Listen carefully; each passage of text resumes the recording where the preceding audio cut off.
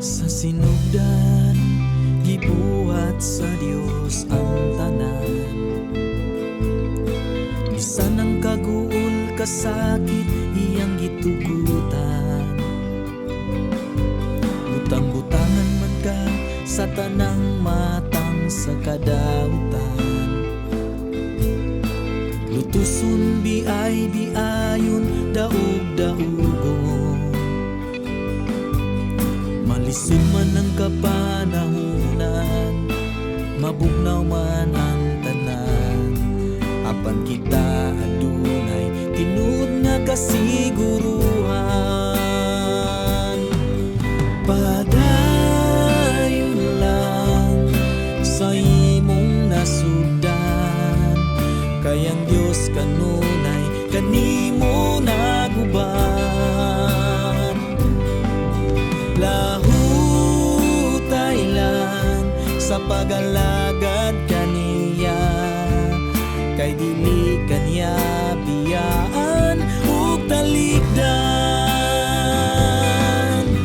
Salig lang sa Dios nga gamhanan, kay siya gayud ang tinud mo nga amahan. Liko na lang ang imong pagtuo, kay si Kristo mao'y kadang panimo. Mausap man ang kinaiyahan, mausap man ang mga butang ning kalibutan. Sa likway man ka sa imong pamilya, biyaan man ka sa imong mga higala. Ayaw kaluya sa imong mga problema. Una-una na ang Diyos sa imong giliran. Padayon lang sa imong nasugdan, kayang Diyos kanunay kanimo naguban. Lahutay lang sa pagalagad kaniya, kay dili kanya biyaan ug talikdan. Salig lang sa Dios nga gamhanan, kay siya gayud ang tinud mo nga amahan.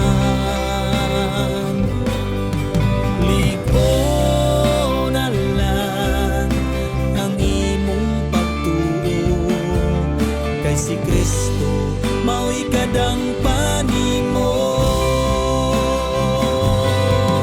Padayon lang sa imong nasugdan, kayang Diyos kanimo kanunay naguban. Lahutay lang sa pagalagad kaniya, kay dili kaniya biyaan ug talikdan. Salig lang sa Dios nga gamhanan, kay siya gayud ang tinud mo nga amahan. Liko na lang ang imong pagtuo, kay si Kristo mao'y kadang panimo. Kay si Kristo mao'y kadang panimo. Kay si Kristo mao'y kadang